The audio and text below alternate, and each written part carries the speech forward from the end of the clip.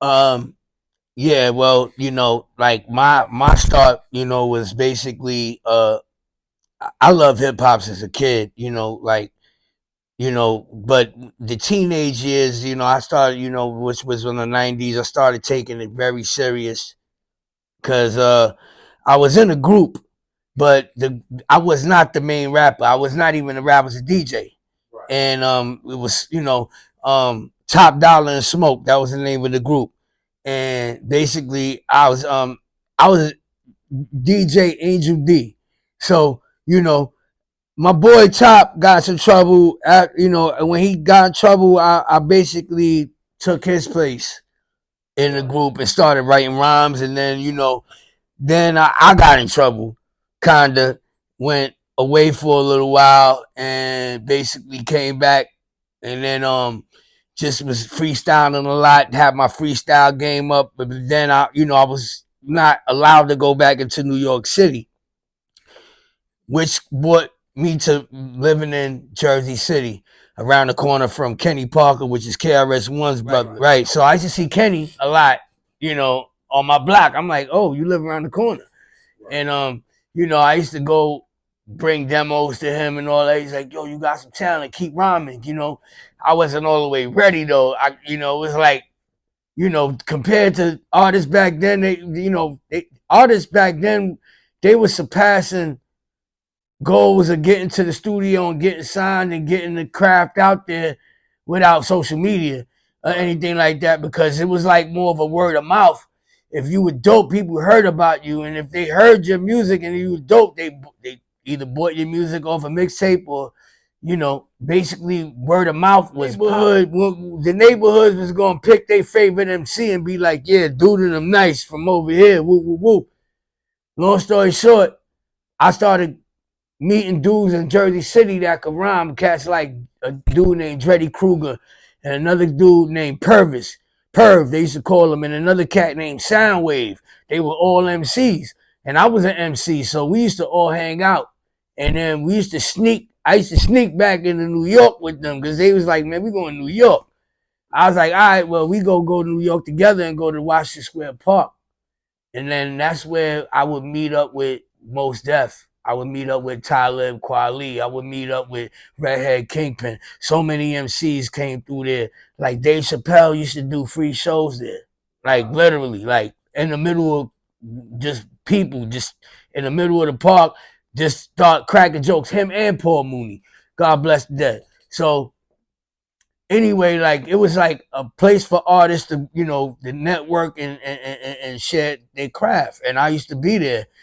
And me and Super Nat, I used to see Super Nat a lot there. So me and him got cool. We started, going back and forth in the ciphers a lot and making a name for ourselves. But I was really going around trying to battle everybody. Like it was like, what's good? I could rhyme too. Right. And I started making a lot of noise in the New York area, New York City area, basically off just going to clubs, grabbing the mic, and getting busy right then and there. You know what I mean? Being able to get busy, you know what I mean? And spit right on the spot, freestyle. Right. So I was doing that. I started building a buzz for myself. So you had to be around certain circles to get your name up. You know what I mean? Like it was certain places, like certain clubs, like Home Base or Wetlands. You know what I mean? Places like that, different clubs. It was a lot more clubs that used to play hip hop in New York than it is now. You know what I mean? Because the culture was so new and everybody was, so attached to the culture in the '90s. You know what I mean? The culture was definitely a lot more clubs, a lot more activity of hip hop in the New York and Lower Manhattan. You had places where the Rocksteady, they used to throw this every year, Rocksteady, and if you was a popping artist, you would be on that bill representing hip hop, and basically that was like Crazy Legs, whole movement, but they were break dancers, and that was the culture, like you get with the dudes that's with the boom bap, the boom bap is where the grail is from. you know, the Bronx, and you had all the MCs from the Bronx, you had MCs from Staten Island, you got MCs from Queens, you got MCs from Brooklyn, all meeting up at Rock Steady, you know what I mean, just to get in ciphers or check out, you know, the culture, just to be the witness, just to be able to witness what the growth was going to be, because back then we didn't have no real clue if this was going to be if it was going to last that long. We didn't have no clue, you know what I mean? It was like questionable, you know what I mean, in the 80s, to see if it was going to last that long, you know, because it was new.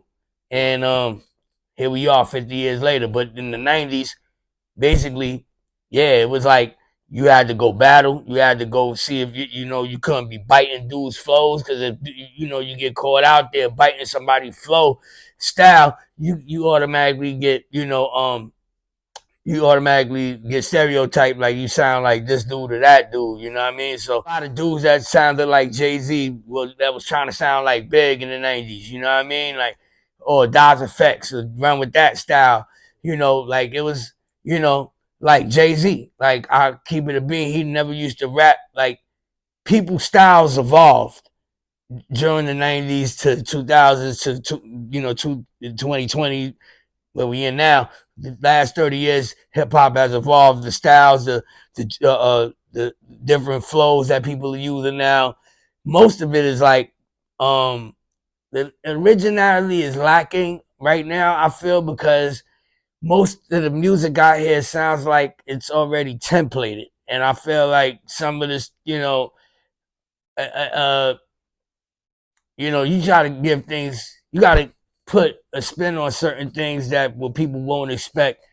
And I feel like, our greats has already laid down these lessons for us to learn from. So, like, I feel like Biggie, the Pac, you know, I hung with those guys. You know what I'm saying? I've been around. I felt that vibe. Seeing what they about, moved, been around and felt that aura Big and felt that aura Pac. So I understand uh how the change is right now. You know what I mean? What Dr. Dre said was kind of crazy. He's like, quantity is messing up the quality of the music, and I feel like, he's right on in that whole frame of mind right there. You got to be able to, you know, make sure you putting out your greatest work. What I'm saying? Don't be biased to it, and you know what I'm saying? Don't have to answer to a property that you feel like the music can't grow on its own. You got to be able to create lanes so the music can have a life of its own. But as an MC, definitely got to be original. Definitely got to stay with your imagination going, you know, uh, to the universe. You know what I mean? You got to be, you know what I mean? You got to astral plane away from certain things that is the norm. You know what I mean? And you always got to be able to try different things, but be yourself. Right. And that's what hip hop is. You know what I'm saying? You know, um, yeah, that's what I felt like I was able to do in a lot of my music throughout the years, was just be myself and just let myself grow. You know what I mean? Give myself room to grow. You know.